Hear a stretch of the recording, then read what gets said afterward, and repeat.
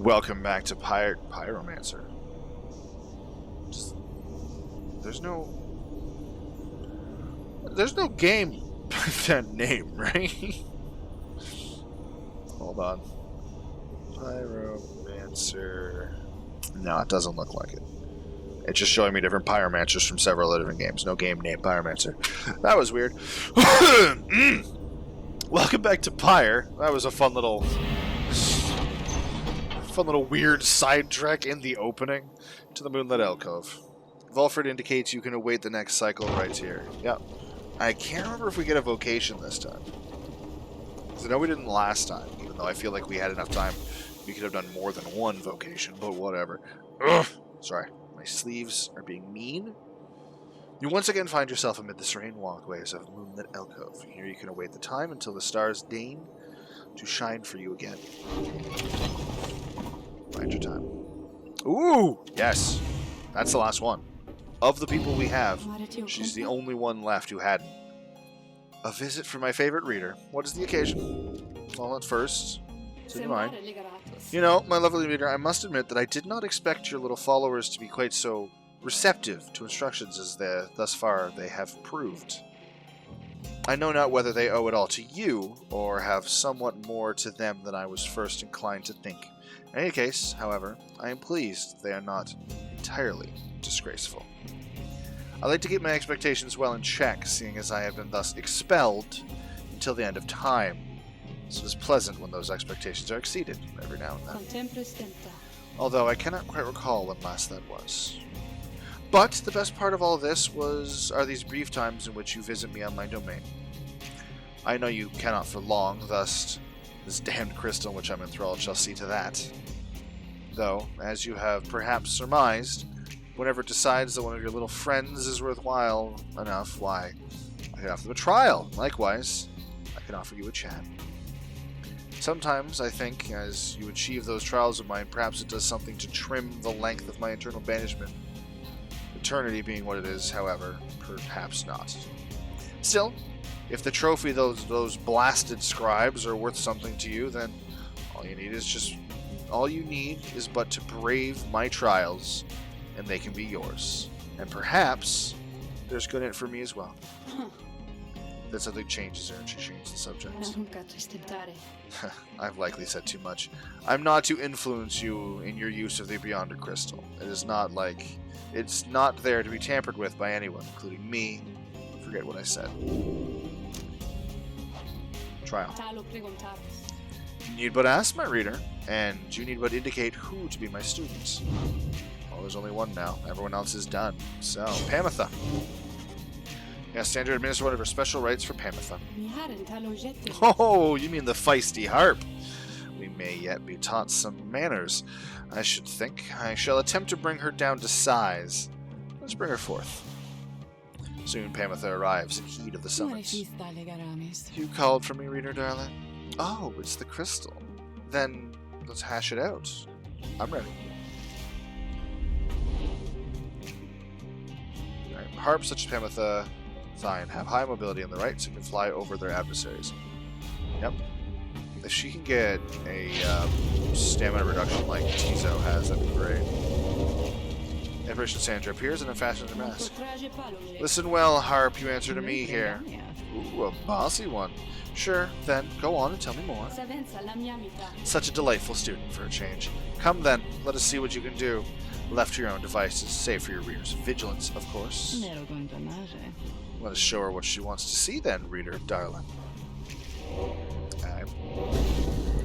Ah, good, another harp. Currently, I'm set up for destruction.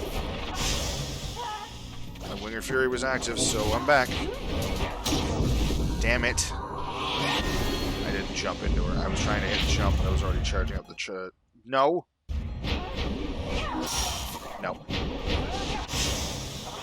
Yeah, no, it's not happening. Thank you. The Guilty Sister. All the damage I need for that, apparently. Fuck. Absolutely did not get that back in time. Luckily, I recovered half of the damage. I'm real good at taking out everyone that isn't the other winged scribe. Okay, that was an interesting strat. Nah, fine. Fuck yourself then. Ugh. If you could just fuck off, I'd appreciate that greatly. Thank you. Yatch. One more hit in there and I got it.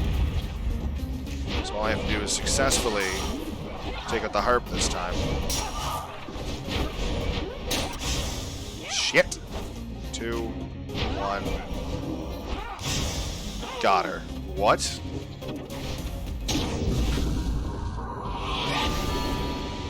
I'm kind of pissed. I did it, but also now, fuck me every time. Fuck. Always hit the one, and then the other harp's like, neat. Get fucked. Yeah. No. What? Oh, okay. It looked like I didn't hit her. Them. I was about to be very mad. Either way. Yay. That was not my best showing. Goddamn. Dealing with harps is a problem. There. Now is everybody happy? Oh, happy as can be. My doubtless pretty harp. So, good of you to ask. On top of that, your performance was sufficient. You passed my test. You have my congratulations, both of you, and to your lovely reader. Now be gone from here before I have any second thoughts. Alright, what do we get for Panatha? The rites are an ancient ritual. Bleh. We already know about that. It's fine. Doesn't matter. Panatha! My, that Sandra sure could use a massage or something. So angry, isn't she? Say, what's that you have there, darling? A plume. While flying after dousing the adversary's pyre, Panatha may instantly return and deals 3 additional damage. What? While flying after dousing the adversary's pyre. So basically, if she's flying and hits the pyre, she could come back instantaneously instead of being gone and does more damage. I don't fully understand how that works, but interesting, nonetheless. Anyway, bide your time. We have returned to a place of respite. Please make yourselves comfortable, such as you can. We are at the mercy of the stars, but I expect they shall shine bright again in time. As for me, I shall return by then, for there's something I must do. There, from atop the sacred mountain, you gaze down at the abyss that is the downside. You wonder when the stars shall align themselves once more. There, upon the sacred mountain, you and your companions once more await the night the stars begin to shine again. The plan, of which you are all part, is set in motion. The Commonwealth, a nation that stood almost for 1,000 years, is in turmoil. If your companions return there to the liberation rites, what sort of place shall they be coming back to? Many moons pass. One evening, and amid a downpour with no interest whatsoever in relenting, Wulfried requests everybody to convene. You understand he has an announcement of some sort. Soon everyone is assembled. Ooh, rites of flame. And Wulfried regards the group. Everyone, there is an aspect from our plan, which I have not talked about with you at length. Look around at your companions. What do you see in them? He lets the question hang in a moment here. I'll tell you what I see in all of you, in all of us. I see in all of us a living vision of the 8 scribes themselves, each one among them hailing from different tribes, which later formed our Commonwealth. My observation does not come from pompousness, I think, rather. I believe the scribes themselves desired, or shall I say desire, such a course. Together, they created all this ceremony, of which we are now a part. The exiles liberated through the rites went on to found the Commonwealth. based on their values and their teachings. Thus, an instrumental aspect of our plan is to embody the spirit and the culture from which the Commonwealth arose so many centuries ago. That way, when we are all united on the other side in solidarity, the people all shall see that we reflect the values they yet cherish in their hearts, not merely our own. Anyway, we're still missing one key representative on behalf of Molten Millith, fourth of the 8 scribes. And I happen to know a certain bog dweller who I think shall fit the part most splendidly indeed. He motions for someone to approach. A certain bog dweller slithers forward. You recognize her straight away. It is my pleasure to introduce you to our dear old friend of mine, who I believe you've met. Welcome to the Nightwings, Bertrude. The bog dweller, called Big Bertrude, utters something guttural by way of greeting. We are to understand that you require further aid from us. Yes, dear Bertrude, the time has come. Bertrude here is far and away the most accomplished alchemist whom I've ever met. You soon will find that she knows much about the rites as well. Bertrude looks at you and your fellow exiles, each in turn. We frighten ye, apparent. Everyone is silent as Bertrude searches their expressions.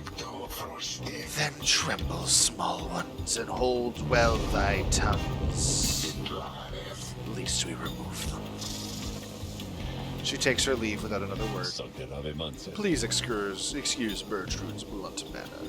I guarantee she shall more than make up for it. Everyone disperses. It seems now that the ranks of the Nightwings are complete. Bertrude joined the group. You sense her powerful presence. Now then, my girl, perhaps you've noticed that the stars are bright once more up there, behind those stubborn rays. Meaning it is time we got back to business. Indeed, once more, several stars shall shine bright within the cold and storming sky. Alright, who do we want to shut down? Horus. Millith. Drummer. Alright. Come on, bring me down to him. Yeah, okay. I'll let you build yourself up. Who's highest? Kind of figured. Man, it has to be him again. We're just gonna start each one by shutting you down, apparently, dissidents. It's just apparently our focus. The next chance I get to fight off against the Essence, I'm doing it from Amitha, because I feel like that'll help her get some closure, like it did for, what's his name? But the other guys, both of them have issues with the Nightwings, not our Nightwings, so I don't know if I can help with them. That Barker Ashpaws and his dissidents are frankly a disgrace to the tradition of rights. They care not for the path, but only for glory. Yep. He then shares with you what his has heard about your next opponent. What his has heard. Fuck yeah. Barker Ashpaws, a volatile cur whose pack, the dissidents, connect the rights more so for thrill than freedom. We do that.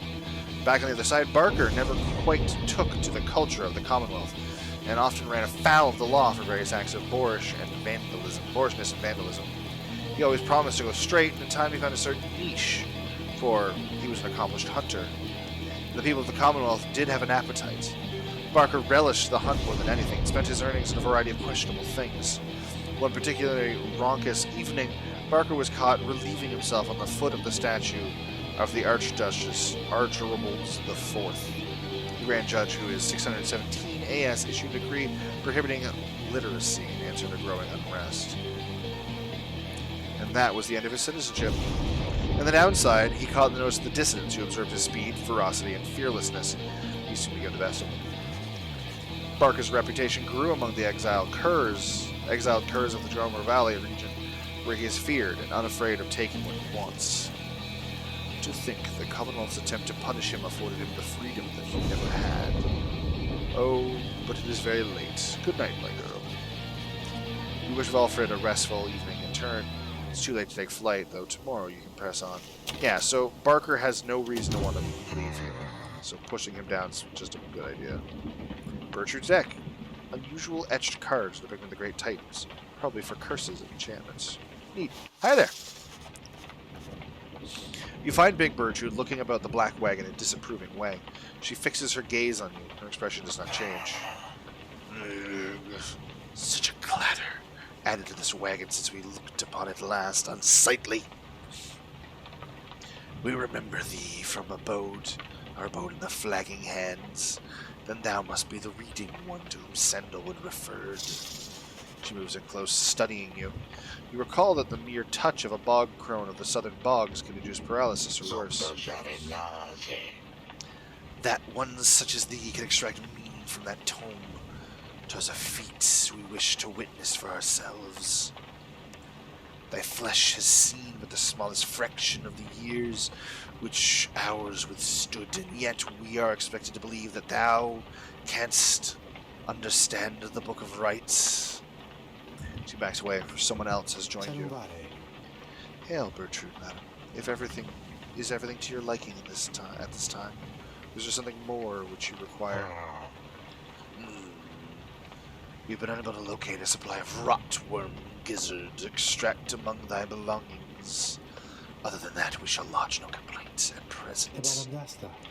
It is possible that Valfred has a small supply among his possessions. If you would care to accompany me, we may procure some. That would be agreeable with us. Then after you, madam. As they depart, you think you see the lone minstrel nod his head your way. Did he just save my life? Is that a thing?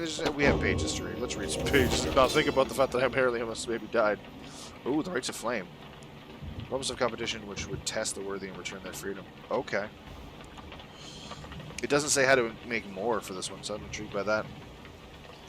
With these blackened nails do I hereby inscribe the Rites of Flame. The bylaws shall be written here in full. We, the Eight, decree the rites, a test of one's true worth in body, mind, and the spirits. Now, until the stars abandon us, this shall be a binding law within the downside. Those deemed worthy in the rites are to regain their freedoms from the downside and return from whence they came.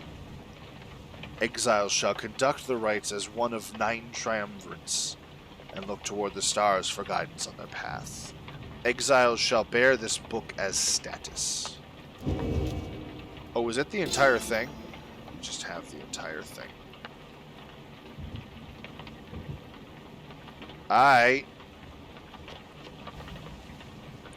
The essential structure of a rite shall be as follows. Where chosen by the stars within the dark of night shall 2 triumvirates stand in opposition, far enough afield beside their consecrated pyres, symbolizing their resolve.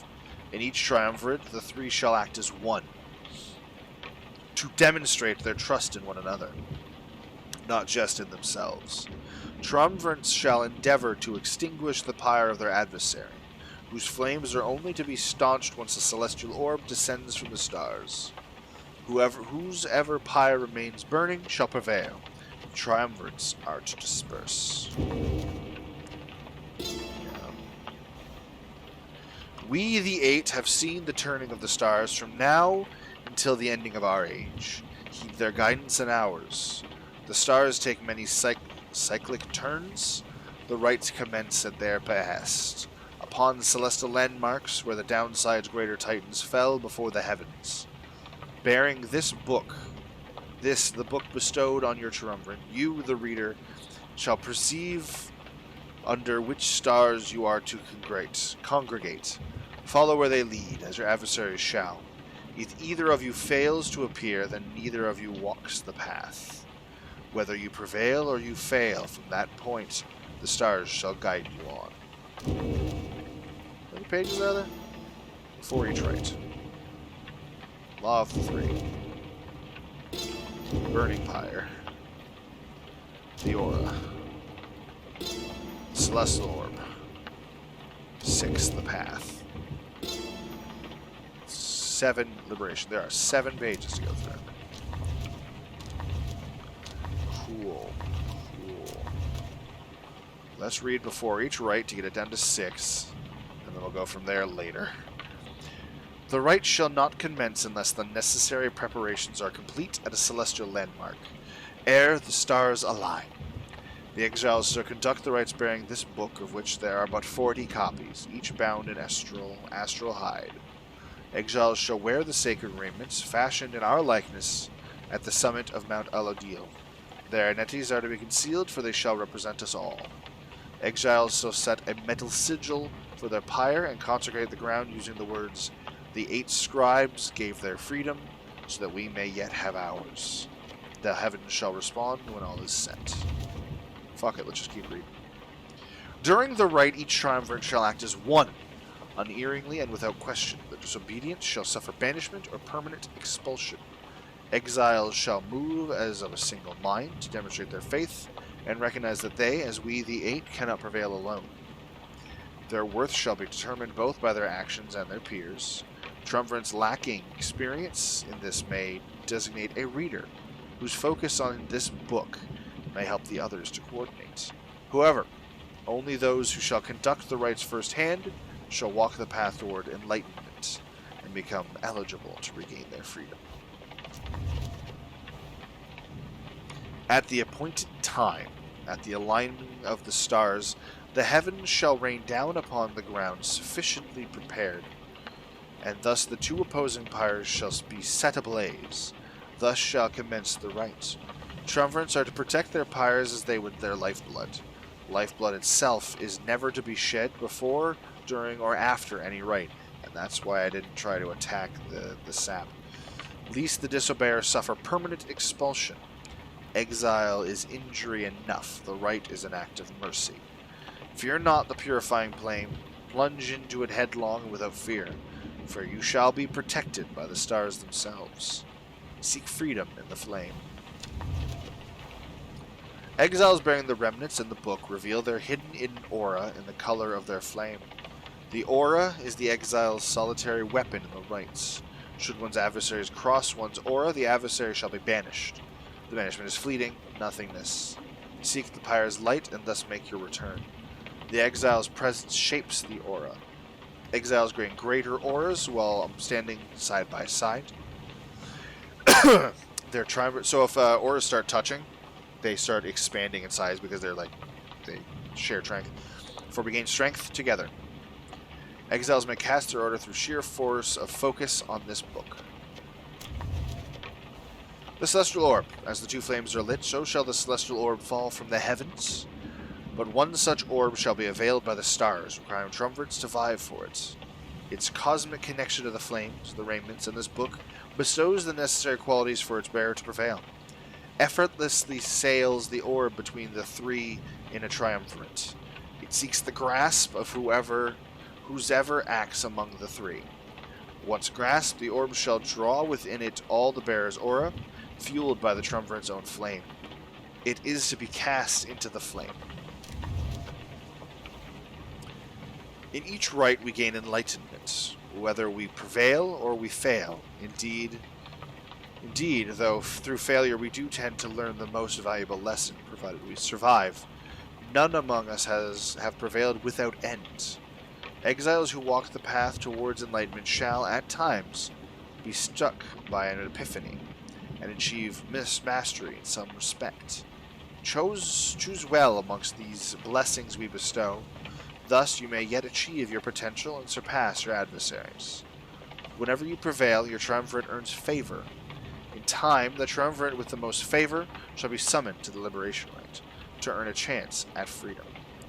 Then, the cycle shall begin anew. Liberation. The liberation rites take place upon the fall of Solomon under the blooded moon, witnessed by the heralds from the stars. There, the most favored triumvirate shall confront the one which we appoint. The 2 triumvirates shall pass through the scribe's gate, where their worth shall be assessed under the stars. Only the most enlightened exiles within each triumvirate may be anointed for a chance at freedom. 2 of their companions shall support them whilst they strive. The anointed champion of the triumvirate which prevails shall then plunge into the shimmering pool and return to glory. There we go. We're almost at the end of this episode, but not quite, so let's continue our journey for a bit. You rise early that morning, though Bertrude is already awake. She scowls at you. Good morning, Rita. Bertrude, I trust your stay has not been uncomfortable. Nay, Sandalwood, the comforts of this place are not for us. Fly us forth from here to lower ground. Let us get on with all of this. The reader here shall do so once the group is ready. I thank you for your patience. Let's take flight. So I need to see along the way. I hear something. Thought I heard something. Maybe it was just my imagination. Maybe it was part of the music. I thought I heard like a ting as if it was like, oh, there's a secret in this direction. I heard it to the right, but it's not. Maybe it's down here. Soaring far above this glorious shore, you notice Pamitha gazing down at the frozen cliffs below. That damn place down there. I like it least of all. I think among everywhere we've been, I'm thankful there's been no reason to return. Reminds me of my home is all. The highwing remnants. We all grew accustomed to the thinner air under the cliffs that breaches the clouds above your Commonwealth. But it was not the nicest place. Little wonder that my sisters settled for a rather warmer base of operations in this land there, with a nest of Tristia. Anyway, I'm pleased to have to spend as little time as possible near here. Let's fly on by and go on about our business. Lets us learn a little bit more about our companions, which doesn't love learning. Oh, they just landed. Come on, let me hit the Fate. Wait. Is the Fate who I think it is? I think we've already hit the Fate. We don't want to hit the Fate. Right? Because the Fate is... It's like Dilbert, right? Oh, we want to hit the Essence. Unbelievable! Again, our hated enemies befoul us. This rabble think they can eke out a victory once more? Would the blasted rights did not oppose such arbitrary rules that we would use our talons here and now rather than words. Know this, you fools. However high you attempt to fly in that abomination, you shall always be beneath us. I thought I hit them already, but I wasn't sure. Apparently you can get multiple. Just can't do them right after one or the other. The hulk of oars. It has drifted here upon the sea for longer than one might expect. Perhaps you've already read of the doomed ship's demise in the embrace of the unfathomable winds. Some say it was the sea itself which preserved the ship's remains, hidden properties within the water, sea creatures binding together ruined planks of wood. Those such as yourself and the dissidents know another truth, I gather. The stars would not align over the wreckage if it did not have a greater significance than first abuse. May you have good fortune here during the coming rite. No mention indicates there may be rare fish here for the catching. That would make Tizo happy. Faye believes the Atribe shall bless you here. Let's get a fish. Wait a second. Hold on. There's a third option. Bertrude believes she can find alchemical regents requires. Okay. I'm down for helping her out now. Sea of Solace, and it's also new. You touched down at the Sea of Solace, where you first encountered Sir Gilman, the Pyre Hearts. You soon shall carry on by sea, though. For now, you have some time to spare. Who was a vocation done? Oh no, we're going to search for the reading. Right. First, a chat. New pages. Just the one? Just the Sea of Solace? I think just the Sea of Solace. Beyond a shallow, sickly gulf, our voyage grew increasingly forbidding and much harder to explain. How could a sea exist here at the bottom of the world? We could not deduce whence sprang the carcasses of ancient sailing ships we found throughout the Sea of Solace, though the warnings that they signified we duly noted. It was here we first met Oris, called the Under King, who brazenly assaulted our small skiff, for we had trespassed in his waters. But then the Under King relentless, for he witnessed solemn myrrh in all his doom and glory. Soon he would side with us. Just like our buddy. Then, with the Under King, we sailed forth into the tempest beyond reasoning or measure. That's familiar. Chat with Volfred, and then end the episode. Volfred is poring over a copy of the Book of Rites as you approach. He looks at you and smiles. The road to freedom, written in a book that hardly anyone believes exists. Fewer still can read and comprehend. Sometimes I marvel how absurd all this is, my girl. Tell me something, though. I've spent so much time considering the book, but known so few with whom I could discuss it in much detail. We've had some time to turn through it by now, so what do you think? Worth all the fuss? I do find it, I find it really, really fascinating. Almost more than your fair share of books, but not quite like this. Yeah, tedious, I mean a little, maybe.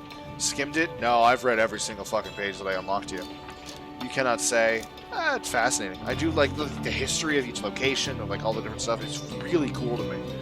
You tell Volfer the book is fascinating you, and you have never seen anything quite like it. He nods slowly as you describe your experience with it. I share the sentiment. To have in our possession a genuine artifact from a forgotten time, how much of it is exactly true, how much of it is the scribe's retelling of events, I find it endlessly fascinating to consider, I must admit. He puts away his copy of the book with care. It is amazing. The volumes have survived all this time, I think. Whatever they are made of has withstood the ravaging effects of time quite well. But they were carved from the hide of one of the Titans. And then the ideas there contained, they remain rather provocative as well. To think the Commonwealth disavows the existence of this book, despite official recognition of the 8 scribes. Although the reasons why are in there, written plain. How fascinating that secrets have been kept for all this time. Anyway, you'll have to excuse me for my extracurricular interest in this teachings. I used to teach a version of its history. To have access to the real thing has brought me some small pleasure. Let us be certain to preserve these volumes for whoever shall be next to use them. He turns his attention to the matters and bids you a good afternoon. So that's the end of this episode. Let me exit the ship so it saves. Saves. Great. The next episode, we're going to search for some raiments for Bertrude, and then we're going to go take on the dissidents on the boat. Should be fun. I don't know who we're going to go after that. Let me check. I mean, checking who's high up there. Yeah, I'm glad I didn't get the Fate. So let's push the Destinants down. I really hope I get a chance to push the Essence down, because I really want the Fate to stay up there, and I don't want the Essence building up too high. I don't like the Chastity has moved up as high as they have. I'm glad the Pyre Hearts are right the fuck down the bottom. Withdrawn, because they failed at Liberation, they have no fucking points now. That's why Ignaris has 1. I could have faced him and hurt that, but it's just no point. With Withdrawn, everyone in the 30s, those are the ones we need to start hurting. Well, maybe not everyone. Also, apparently the head is Fulford, which is technically correct. Also, we're 12-0. I don't foresee that staying. Yeah, number of additional exiles required to join the Nightwings and fulfill the key aspect of the plan. 0. Okay, I think that was probably 2 with now. Oh.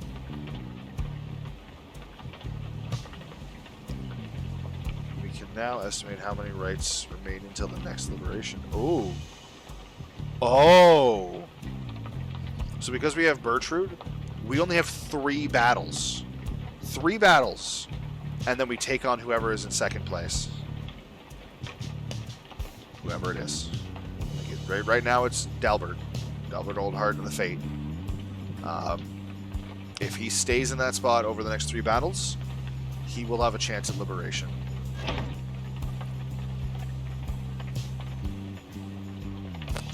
I don't know how I'm going to handle him. I have an idea, because I absolutely want to give him a chance. But I don't want to hand it to him. I do want to try, but I don't want to make it easy for me. I want to make it hard for me to win that fight, because a lot of me wants Dalbert to get free. I feel like he deserves it.